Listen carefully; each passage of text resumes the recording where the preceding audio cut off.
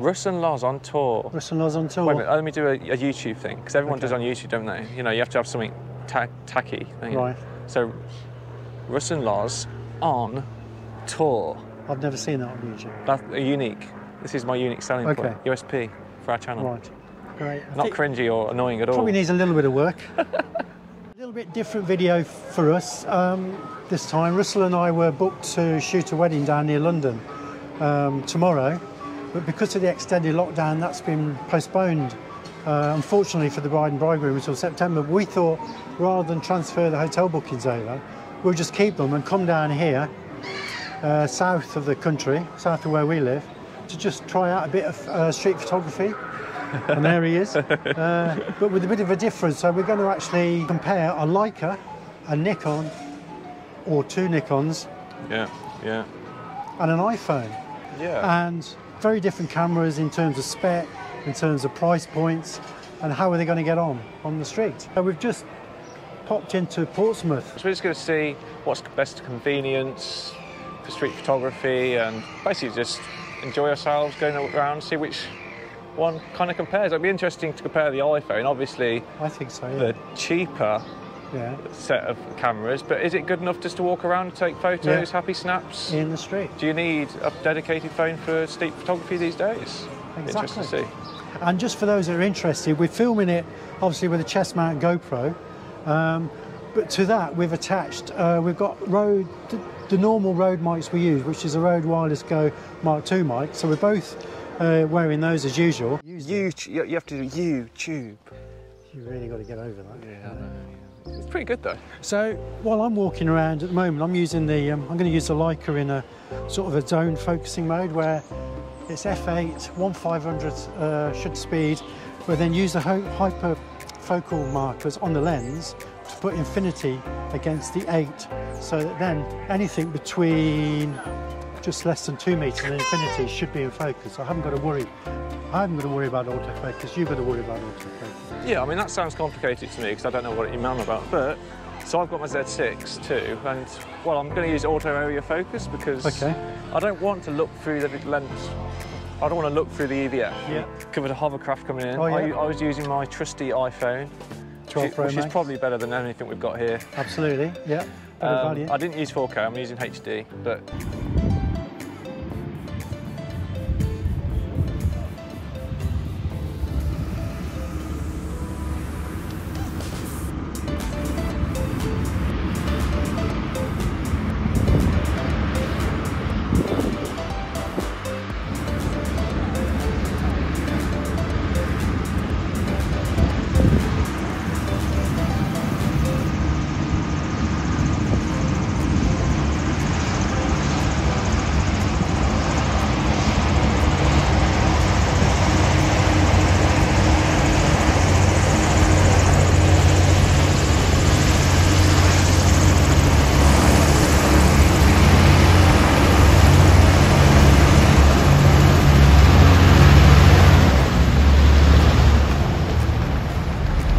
I've never really used auto area focus before because I don't trust it. I've never used it for a job. Professional wedding photographers just don't want to take any risks. No. Try the Isle of Wight ferry or whatever it is over there. Okay. Nice bit of wood in the foreground. Again, the autofocus is going to the sky and not the boat. I have to switch to press the select button to find. I'm going to turn the Leica now to autofocus because I'm actually using the viewfinder. I have to say that's a beautiful photo of the Leica. 470 is too big for a street photography, but I think you stand out a little bit more than I do with this. Yeah, I think so. Seen over there with yeah, interesting. At least 3 different cameras.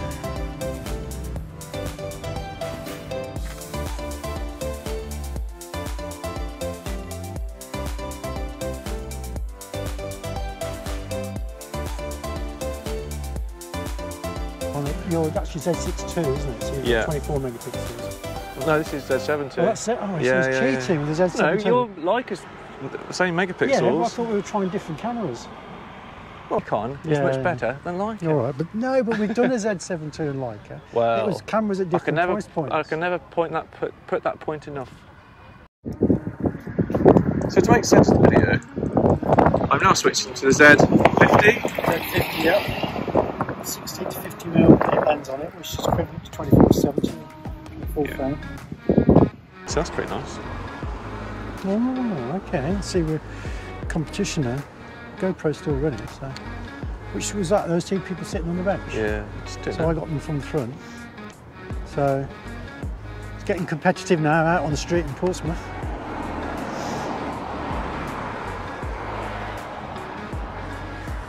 So that is like a, with the whole sea in the background type thing.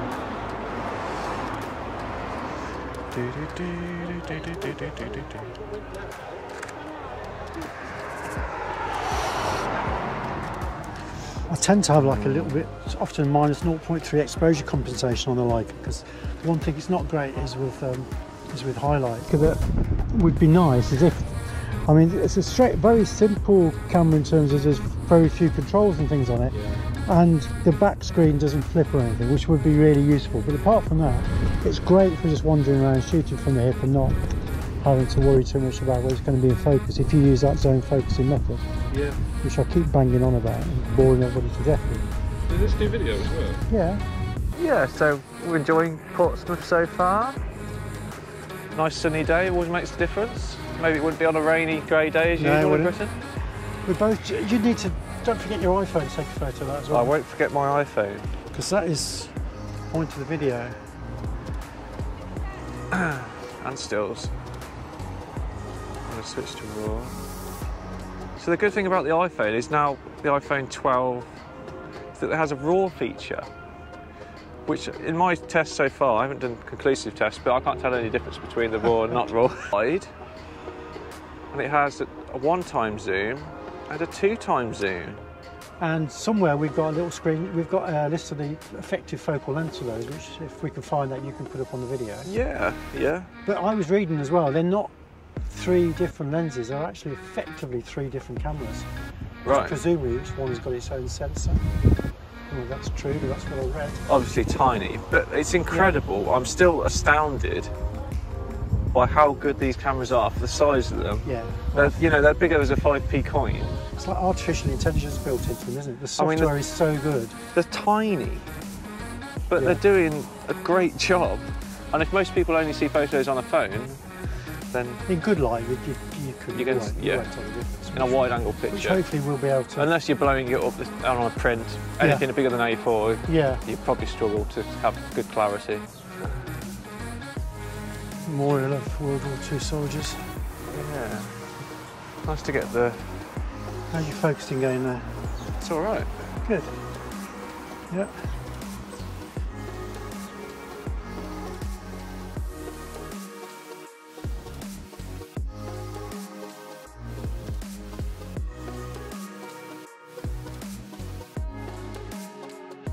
What have you done there? No, I was doing those kids. Hey? I was doing the wide of those kids. Oh, right.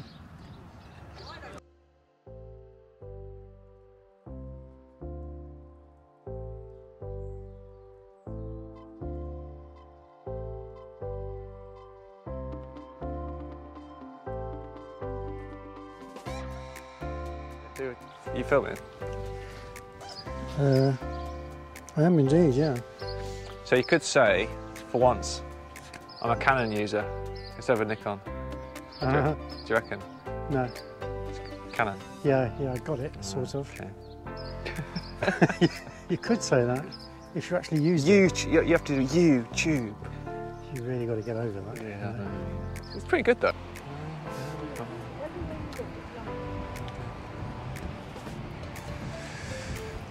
Okay. Oh, we found the beach. We found the beach. A traditional pier. 28mm is a little bit wide for this, must I? Yeah. Go for the iPhone. Yeah. Bring out the big guns. Solent View. Oh, that's a lovely name. Yeah. Solent. That is the Solent, actually. That's reminded me, of course, that is the Solent, isn't it? strip of water between Portsmouth and Isle of Wight. Oh, is that what they call it? Yeah, yeah, yeah. It is the Solent.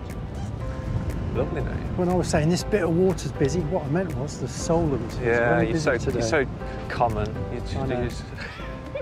Oh, I was hoping he'd do that again.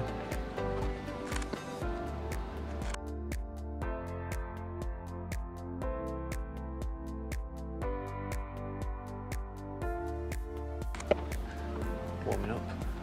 Look at that cafe there, look. Made in the shape of, what is it, a turd? Looks like it, doesn't it? When I'm talking rubbish, you make sure you edit it out, won't you? I always edit you out. Yeah, I know. It's fine. It's all about Russell. Russell goes on tour. Look at that, that's wow weird. The water.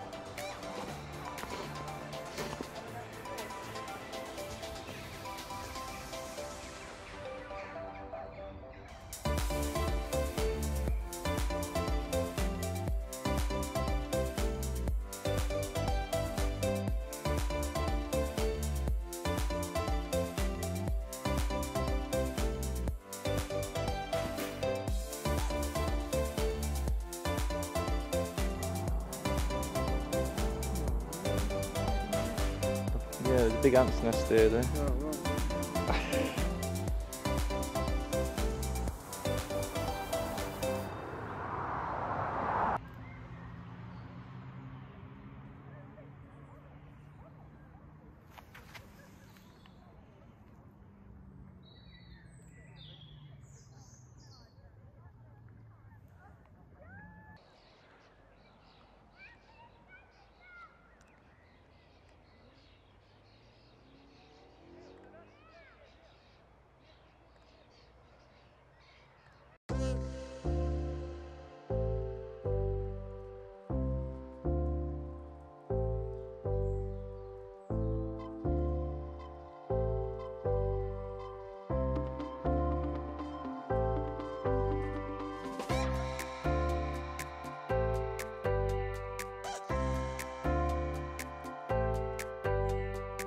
So we were purposely just putting straight out the camera photos into the videos, so we weren't editing them at all, to get a fair comparison.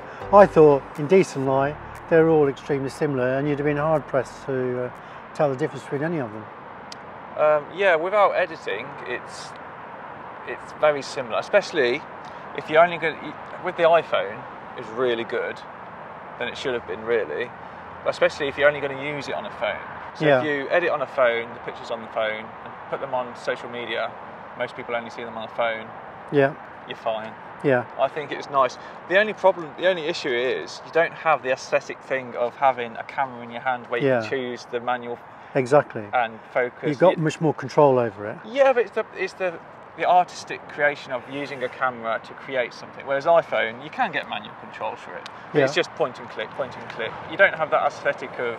I thought, ironically as well, though, I was less conspicuous just holding this camera around by my hip and just pressing the shutter button. And if I'd have been holding an iPhone in sort of landscape mode, I think I'd have been more obvious that I was trying to take a photo with. I mean, I enjoyed using the back of the screen to focus and take a photo in that respect, because I didn't want to look through the viewfinder particularly when you're walking around town. No, it's a bit, you know, you'd like to see everything around you too. So using that was good. I'm impressed with the Z50. The quality is good. Editing the photos with them, you get enough crop in there.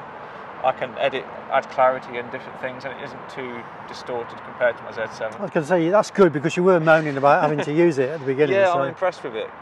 Maybe the back of the screen isn't so good, so I'm used to a better screen, so therefore I thought the pictures were worse. But no, I'm impressed with it. I think as well as far as the photos coming out of the camera, I guess really the iPhone effectively does. It is editing the JPEG for you, isn't it? Yeah. Whereas we were taking the raw files out of these, converting those to JPEG, but it was effectively just, you know, the basic raw file converted to JPEG as opposed to an edited image to the iPhone. But it did do really, really well, the iPhone. I was really impressed with the metering on this. When we did photos of the sky, bright sky, the shadows, the iPhone was the best, I think, at actually metering it with the exposure. Which is crazy, because look at the size of the cameras. But it did the best job. but in the shadows sometimes it was a bit pixelated. But yeah, I mean, it did the job. If I was going around a city, would I choose to do it on an iPhone?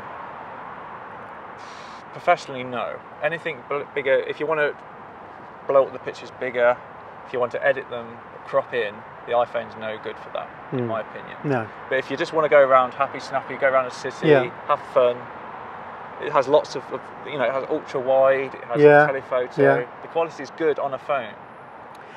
Yeah, so it has even more manual controls, and that kind of is a nice way to take photography. It goes back to basics of film photography, and you feel like you're being an artist. Yeah. I don't feel like I'm being an artist with an iPhone. It's a bit like this Leica because you've got full control over the aperture on the lens, as well as an automatic setting on that, and control of the shutter speed, which it's just nice to be able to do that. To talk about is the budget. So obviously the iPhone is, well, this is an iPhone 12, so it's expensive, but it also does everything else you want it to as well. It's a phone, whatever. So that's, if you want a good camera to walk around, then this is a good option. The Z50, well, and other sideline cameras like it, you know, that's as much. It's probably the similar price if you had to go and buy an iPhone rather than pay monthly for it. Right. But obviously then the iPhone does everything else as well, doesn't it? Whereas that just takes photos. Whereas this just takes photos, but it's a good camera because you can put lenses on it. You can put FX lenses on it, can't you? Oh yeah. You can put every Z mount lens on that. Yeah, obviously. And use the f/z adapter on it as well. Yeah.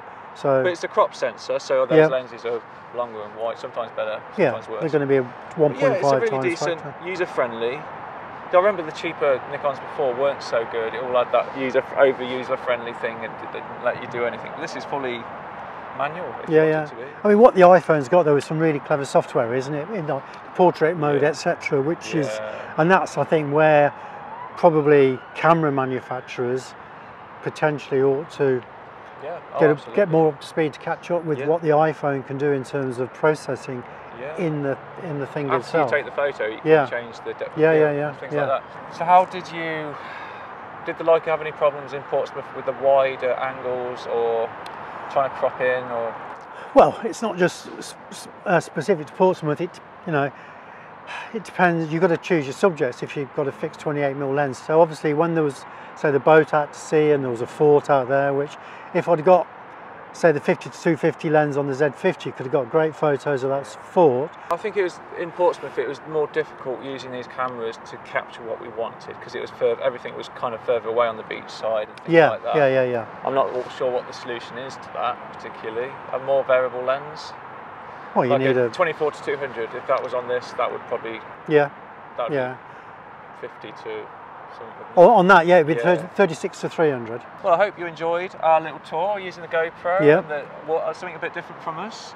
If you have any thoughts about what you use as street photography, or what would be better or worse, and your opinions on iPhone to Leicas, to let us know. I was going to say I thought the best camera was actually the GoPro. The quality is amazing. But it did perform really well, didn't it?